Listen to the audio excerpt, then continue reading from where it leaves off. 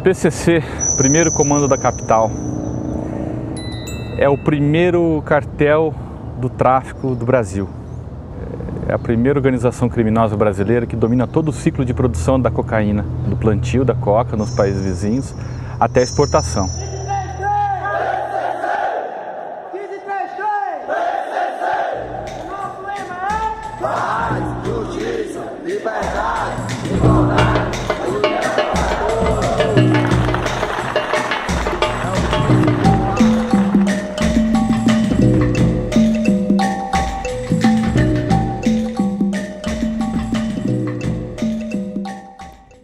Antes do Marcola, o PCC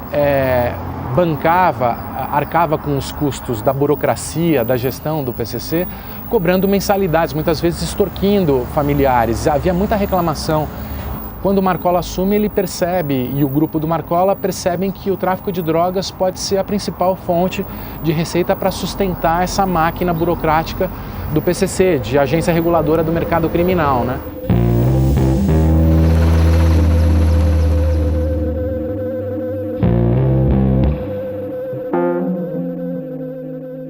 O Marcola é um assaltante de banco, né? A origem dele é assaltante de banco. O GG já era um traficante de origem, né? Rogério Jeremias. Ambos são muito inteligentes e a partir do momento que eles assumem o PCC em 2002, quando o Geleião é escanteado, outros são assassinados da cúpula, Marcola assume e lá sim o PCC cresce. Então de sindicato do crime ele se transforma numa facção. E um cartel é uma expansão da facção, é uma organização que domina todo o ciclo de produção do crime que ela atua, no caso do tráfico.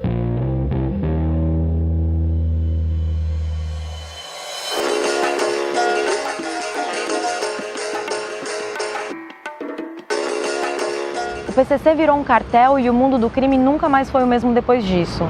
Virar um cartel é como entrar na primeira divisão do crime. É ver o Marcola entrar em campo no mesmo jogo que o Pablo Escobar e o El Chapo jogavam. É um nível de organização, é um nível de poder sem precedentes na história do Brasil. Mas, obviamente, chegar nesse ponto não foi fácil e teve muito obstáculo. Nesse episódio da série, a gente vai tentar entender como tudo isso aconteceu.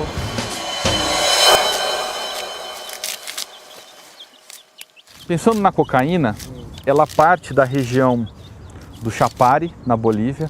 É de lá que a maior parte da cocaína é consumida no Brasil. Uma região de selva boliviana e lá se cultiva uma variedade da folha da coca. Ela é mais dura e não é tão aveludada, então os bolivianos não gostam muito de mascar essa folha porque ela agride um pouco mais a boca. Se você mascar, ela queima. Isso fez com que a produção de cocaína deles se tornasse cada vez mais rentável, cada vez mais uma produtividade muito alta. Qual era o objetivo deles? O objetivo deles era os bolivianos acessar os portos brasileiros, porque o mercado boliviano é o mercado europeu e norte-africano. Os bolivianos têm a cocaína que o mundo inteiro quer cheirar, mas isso não adianta nada se eles não conseguem levar essa droga até os consumidores. Então eles fizeram um acordo com o PCC, onde o PCC garantia o transporte dessa droga e os bolivianos garantiam que não iam vender isso para mais ninguém. Hoje o Porto de Santos é dominado pelo PCC, a própria Polícia Federal afirma isso categoricamente. Até 2014, aproximadamente, o PCC ele se preocupava em trazer a cocaína do Paraguai e Bolívia, mas para consumo nos grandes centros, né? Sobretudo São Paulo, capital, e também a venda para organizações criminosas do Rio de Janeiro. Naquele ano, a Operação Overcia da Polícia Federal detecta as primeiras remessas de cocaína do PCC para a máfia italiana, a 'Ndrangheta, e também para Veracruz, no México, uma área de atuação do cartel Los Zetas. São os primeiros testes do PCC para exportar cocaína e o início de um domínio do PCC sobre o Porto de Santos. O PCC conseguiu dominar a produção de cocaína e o Porto de Santos. Até aí tudo parecia perfeito para estabelecer a rota da droga da Bolívia até a Europa. Só que ainda tinha um obstáculo muito difícil a ser superado. é a questão geográfica. Primeiro que as fronteiras da Bolívia com o Brasil são extremamente difíceis, você não tem transporte, não tem estrada. Então o transporte era feito por aviões ou helicópteros e até hoje você tem transporte dessa maneira. A produção de cocaína era tão grande que os aviões já não davam mais conta de transportar. E aí não teve outro jeito, a maior parte da produção ia ter que vir por terra mesmo, pelas estradas. Como é que eles podiam transferir a droga para chegar no Brasil? É através do Paraguai.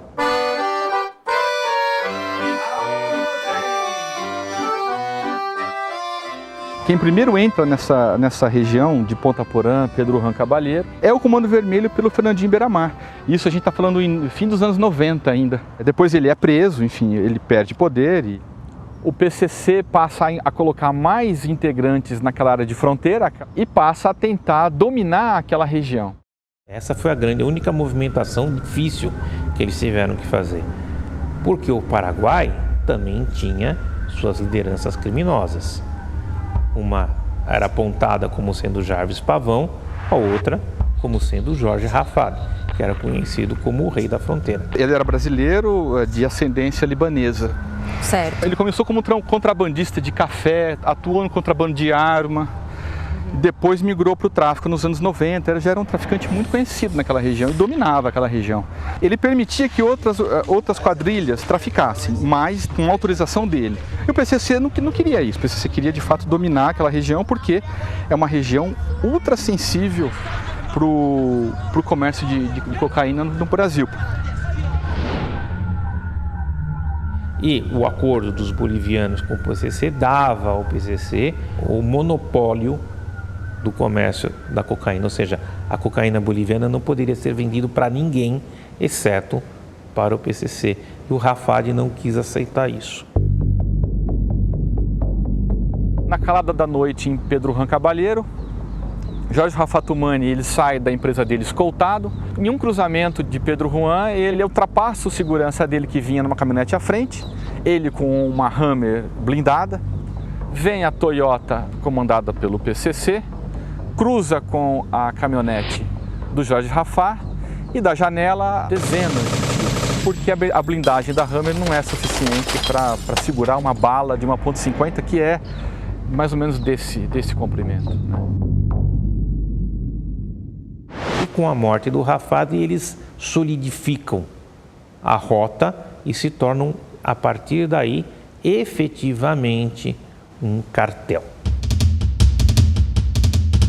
O braço do Ministério Público Paulista que cuida do PCC, o GAECO, já defende essa ideia de que o PCC é um cartel. A Polícia Federal também.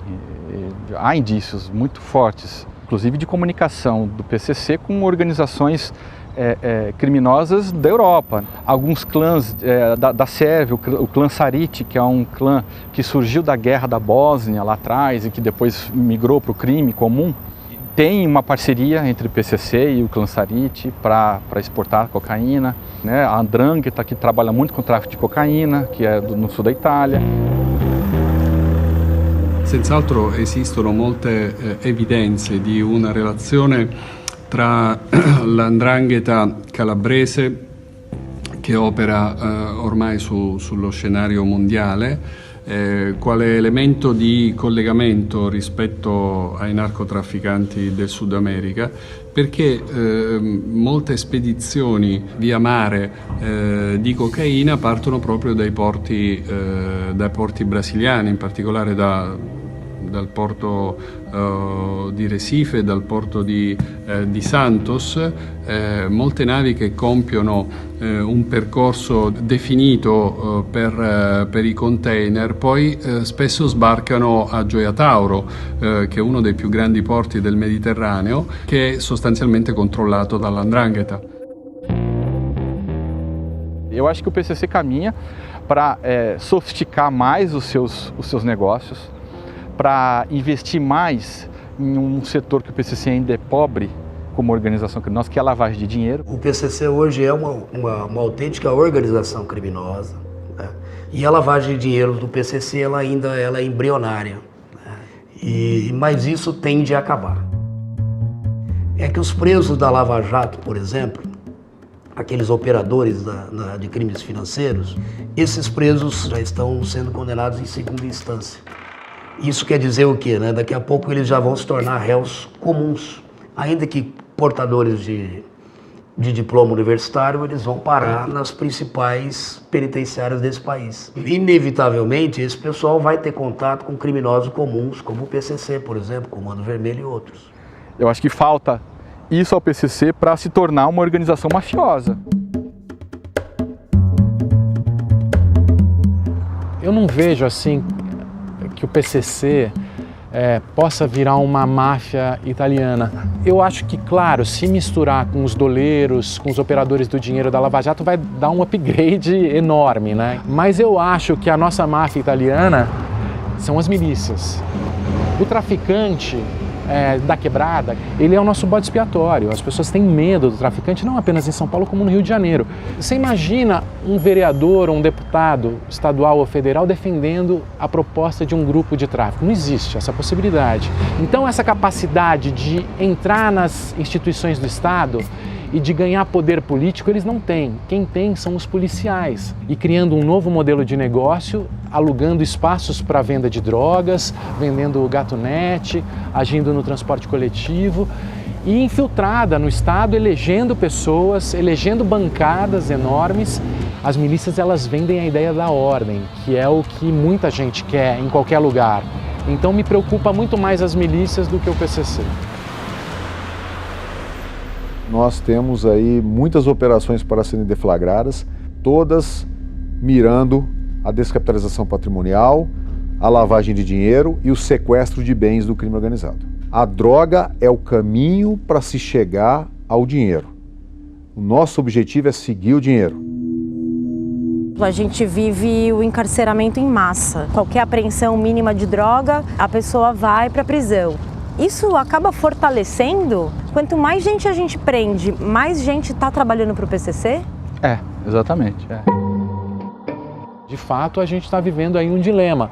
As prisões viraram escritórios onde eles conseguem costurar redes e conseguem fortalecer os chefes. Então, você praticamente, com esse aprisionamento maluco do jeito que nós fazemos, destrambelhado completamente, nós jogamos esses meninos na mão do PCC. Um sistema que não reeduca nada, né? É totalmente corrupto, totalmente desestruturado, que trata as pessoas como animais. Eu costumo dizer que a guerra às drogas, ela dá muito certo para o que ela foi proposta. Então, assim, ela é muito lucrativa para quem tem interesse. Ela funciona matando as pessoas certas, controlando as populações certas. Nesse sentido, ela é de fato um sucesso. Mas quando a gente pensa isso como política pública, como sociedade, não tem como a gente negar que é uma falência total de qualquer ponto de vista. O que as pessoas não pensam, que parece evidente, né? É que aquela gente que a gente está trancando nas cadeias não vai passar o resto da vida trancado. Eles voltam para a rua. Um país que não sabe tomar conta de preso. Delegacias que não têm papel higiênico. Delegados que trabalham ali sem impressora. Presos que ficam em viatura porque não tem vaga. Você acha que um país desse tem condições de combater o crime organizado?